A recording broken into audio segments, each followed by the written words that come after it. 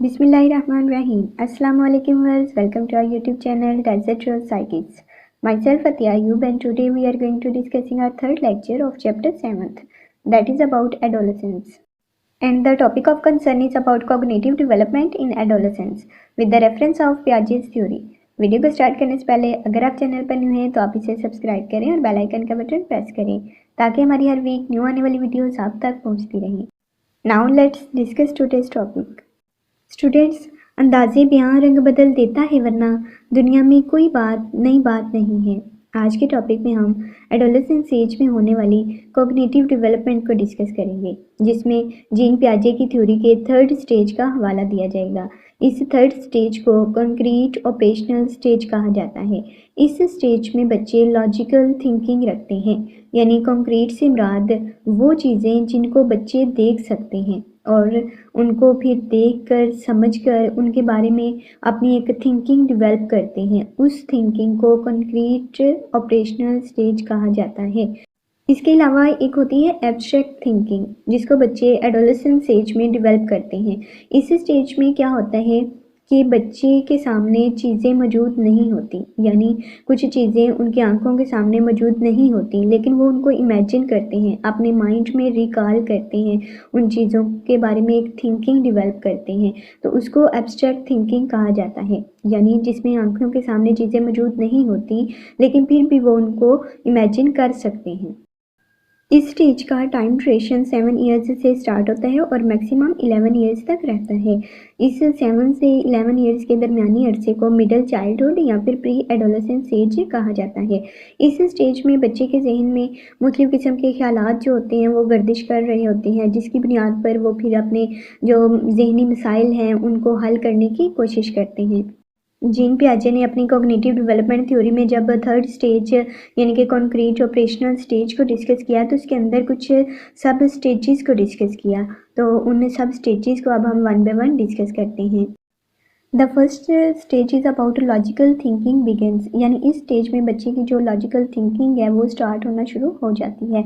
Use more complex thinking focused on personal decision making in school and at home decisions, यानी कि बच्चे के जो ज़हनी ख़्यालात हैं उसके ज़ाती या फिर घर के जो मामलात हैं उसके बारे में वो ज़ाती फ़ैसले लेना पसंद करता है कि मेरे ड्रेस किस कलर के होने चाहिए या मैं किस तरह के ड्रेसेस पहनूंगा, शू मेरे किस तरह के होने चाहिए, हेयर स्टाइल कैसा होना चाहिए, या फिर पढ़ाई मैंने कब करनी है और मैंने खेलना कब है. तो वो जो ज़ाती मामलात होते हैं उसके बारे में ज़ाती फ़ैसले लेना पसंद करता है. Begins to show use of formal logical operation in school work, जबकि स्कूल वर्क जो होते हैं आप उसमें उसकी ज़ाती राय या फिर ज़ाती फैसले वो दूसरों पर इम्प्लीमेंट नहीं कर सकता, इसलिए उसकी जो सोच है इसमें वो रवायती होती है. Begins two questions authority and society, यानी कि वो सोसाइटी के बारे में या फिर वहाँ रहने वाले लोगों के बारे में, उसकी अथॉरिटी के बारे में जानने के लिए मुख्तलिफ किस्म के क्वेश्चंस करता है ताकि उससे लोगों के बारे में, उसके सोशल सर्कल के बारे में, उसकी सोसाइटी के बारे में उसे अवेयरनेस मिले. Begins to form and speak his or her own thoughts, यानी कि वो अपने ही ख्यालात जो होते हैं ना वो बनाता है और उन पर बात करता है. And views on variety of topics, यानी मुख्तलिफ किस्म के जो टॉपिक्स होते हैं उन पर दूसरों को राय देता है कि आप ऐसे नहीं ऐसे कर लें, बेहतर नहीं है ये बेहतर है. तो वो मुख्तलिफ किस्म के टॉपिक्स पर बहस करता है और अपनी राय जो है वो दूसरों को देता है. Second stage is about reversibility. Reversibility का मतलब होता है उल्ट होना. During this stage the child can now follow that certain operations can be done in reverse, यानी बच्चा जानता है इस स्टेज में कि कुछ चीज़ें ऐसी होती हैं जो कि उन चीज़ों का उल्ट भी होती हैं. मिसाल के तौर पर बच्चा जानता है कि मैंने घर से सफ़र स्टार्ट किया और मैं एक शॉप तक गया, उस शॉप से उसी रास्ते पे मैंने वापसी का सफ़र तय करना है, यानी जिस सफ़र की शुरुआत उसने की थी उसकी जो वापसी का रास्ता है वो भी उसे मालूम होता है. तो इसके अलावा ये भी है कि इस स्टेज में बच्चे जो होते हैं मुख्तलिफ किस्म के ज़हनी और फ़िक्री मसाइल का उन्हें जब सामना करना पड़ता है तो ये रिवर्सिबिलिटी की थिंकिंग उनके काम आती है, यानी वो सोच सकते हैं चीज़ों के बारे में. इसकी एग्जांपल हम ये लेंगे कि बच्चे को जब हम 1 से 20 या फिर 1 से 10 तक काउंटिंग सिखाते हैं, तो उसके बाद उसको कहा जाता है कि इसको रिपीट करे, यानी बैकवर्ड काउंटिंग में रिपीट करे। तो वो उसको फिर रिवर्स करता है अपने माइंड में बैकवर्ड काउंटिंग को, और फिर उसे लिख के या फिर बोल के हमें ओरल सुनाता है। इसके अलावा इस स्टेज में बच्चे की लॉजिकल थिंकिंग जो है वो इतनी डेवलप हो चुकी होती है कि वो आसानी से जो रिवर्सिबिलिटी का कॉन्सेप्ट है उसको समझ सकता है। फॉर एग्जांपल अगर बच्चे को कहा जाए कि 2+3 = 5, यानी कि जब 2 और 3 को प्लस करके उसे दिखाया जाए कि 5 आया है, और उस 5 यानी जो आंसर हमारे पास आया है उसको अगर माइनस कर दिया जाए 3 के साथ, तो ये जो आंसर आएगा नेक्स्ट हमारे पास सब्ट्रैक्शन का वो 2 होगा। तो ये एडिशन और सब्ट्रैक्शन का जो कॉन्सेप्ट है वो उसको समझ आ चुका होता है।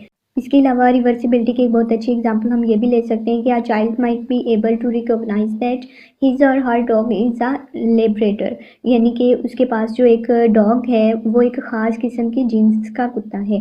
That a Labrador is a dog, वो ये समझता है कि लैब्राडोर एक ख़ास किस्म की जीन्स है, और डॉग जो है वो एक एनिमल का नाम है। And a dog is a animal, यानी डॉग एक कुत्ता है और जो लैब्राडोर है वो एक ख़ास किस्म की जीन्स है कुत्ते की। तो वो अंडरस्टैंड कर सकता है, जब भी उसके सामने लैब्राडोर का नाम लिया जाएगा तो वो समझ जाएगा कि ये डॉग की एक जीन्स है, और जब डॉग का नाम लिया जाएगा तो वो समझ जाएगा कि ये एक एनिमल का नेम है। तो ये रिवर्सिबिलिटी की थिंकिंग जो होती है वो खुद ब खुद उसमें आहिस्ता आहिस्ता इस एडोलेसेंस एज में डेवलप हो चुकी होती है। The third stage is about decentration. Decentration यानी सेंटर के अलावा जो मरकज़ है बाकी का, उस पर बच्चे जब फोकस करते हैं तो उसे डिसेंट्रेशन कहा जाता है। The removal of something from a centre, यानी कि सेंटर से जो इर्द गिर्द की चीज़ें हैं उन पर बच्चे जो हैं फोकस जब करते हैं तो उसे डिसेंट्रेशन कहा जाता है।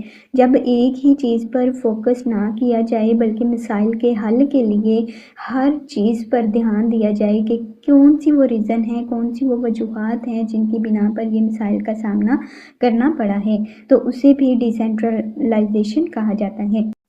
For example if a child's favourite hobby is riding a bike, यानी बच्चे की एक फेवरेट जो हॉबी है वो बाइक को राइड करना है। It could not be necessarily mean that the people around them also prefer biking, यानी कि इसका मतलब ये हर किस नहीं है कि उसके इर्द गिर्द के जो लोग हैं वो भी बाइक को प्रेफर करें, वो वॉक करना पसंद ना करें या फिर कार ड्राइव करना पसंद ना करें या फिर स्कूटर चलाना पसंद ना करें। तो ये ज़रूरी नहीं होता है कि वो जो चीज़ एक बच्चे को पसंद है वो दूसरों को भी, सारे लोगों को पसंद हो, उनकी कोई और पसंद भी हो सकती है। नेक्स्ट हम डिस्कस करेंगे ईगोसेंट्रिज्म, जिसमें बच्चे जो होते हैं वो खुद सर हो जाते हैं, ज़िद्दी हो जाते हैं, अपनी उनकी सोच, अपनी थॉट होते हैं, अपने बिलीव्स होते हैं जिसको वो दूसरों के सामने एक्सप्लोर करते हैं। तो ये किसकी वजह से होता है? काज एंड इफ़ेक्ट की वजह से। प्याजेस का कहना था कि जो उसने कहा था pre operational children's use their own existence ideas, यानी अपने जो उनके आइडियाज़ होते हैं और उनके जो अपने व्यूज़ होते हैं जो कि ईगोसेंट्रिज्म पर मबनी होते हैं उनको बयान करते हैं।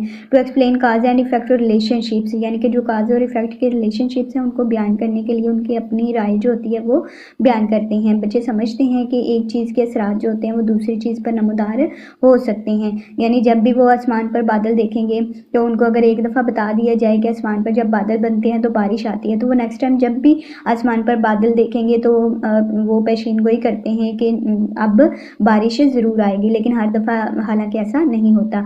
समटाइम ऐसा होता है कि बच्चे जो होते हैं उनकी जो प्री ऑपरेशनल जो सोच या उनकी थिंकिंग जो होती है वो इतनी डेवलप हो चुकी होती है, इतनी स्ट्रॉन्ग हो चुकी होती है कि उनके काज एंड इफेक्ट रिलेशनशिप्स जो हैं वो डेवलप स्ट्रॉन्गली हो चुके होते हैं। मिसाल के तौर पर अगर हम बच्चे देखें कि ग्रीनरी है हर तरफ, या फिर पौधों के ऊपर नए नए जो पत्ते हैं वो निकल रहे हैं, फ्रूट्स लग रहे हैं, तो वो अगर उनको एक दफ़ा बता दिया जाए कि ये सारे कुछ जो तब्दीलियां हैं तब होती हैं जब मौसम में बहार आता है, तो पौधों पर नए पत्ते लगते हैं, नए फल लगते हैं, तो वो भी नेक्स्ट टाइम जब भी वो ग्रीनरी देखेंगे, हालांकि उनको मौसम की चाहे पहचान ना हो, तो वो उनकी थिंकिंग डेवलप हो चुकी होती है कि ये मौसम बहार आ गया है जिसमें पौधों पर नए पत्ते लगने लगे हैं, नए फल जो हैं वो अब लगेंगे पौधों के ऊपर। The fifth one is about A classification. Classification का मतलब होता है दर्जा बंदी करना, और ये दर्जा बंदी जो होती है एडोलेसेंस एज में जो चाइल्ड हैं उनमें डेवलप हो चुकी होती है, यानी वो चीज़ों को या फिर लोगों को ग्रुप के हिसाब से डिवाइड कर लेते हैं। वो ये समझ लेते हैं कि जो सेम कलर की चीज़ें होंगी उनको अलग से रखना है, जो सेम शेप्स होंगी उनको अलग से रखना है, या इंसानों का ग्रोह सेपरेट होता है, या इंसानों के ग्रोह में जो बच्चे होते हैं वो अलग होते हैं, जो जवान होते हैं वो अलग, बूढ़े लोग अलग होंगे, और जो मेल और फीमेल होंगे वो अलग से होंगे। तो वो दर्जाबंदी करना जो है वो ना वो सीख चुके होते हैं इस स्टेज में। इसके अलावा वो जानवरों की, पौधों की, या फिर जो बेजान चीज़ें हैं उनकी अलग से दर्जाबंदी करना, उनको अलग से समझना शुरू कर देते हैं।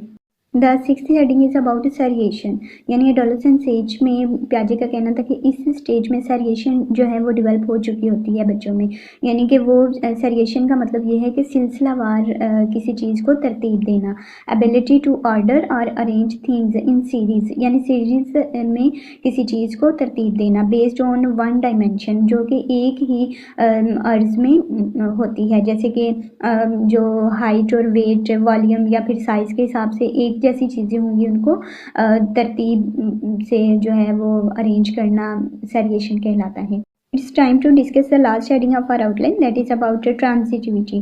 ट्रांसिटिविटी का मतलब होता है अबूरियत हासिल होना, किसी चीज़ पर मुकम्मल अबूर हासिल हो जाना।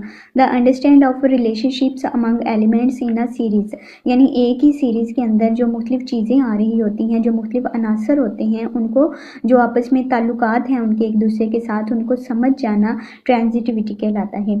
फॉर एग्जाम्पल एक चाइल्ड को अगर कहा जाए are A is taller than B, यानी कि ए जो है वो ग्रेटर है बी से, and B is taller than C, जबकि बी जो है वो बड़ा है सी से। तो फिर उसके बाद उससे क्वेश्चन किया जाए हु इज़ टॉलर ए और सी, यानी फिर बड़ा क्या हुआ, ए हुआ या फिर सी हुआ, तो वो फिर अपनी जो लॉजिकल थिंकिंग है उसको यूज़ करेगा और फिर हमें आंसर देगा कि A is taller than C.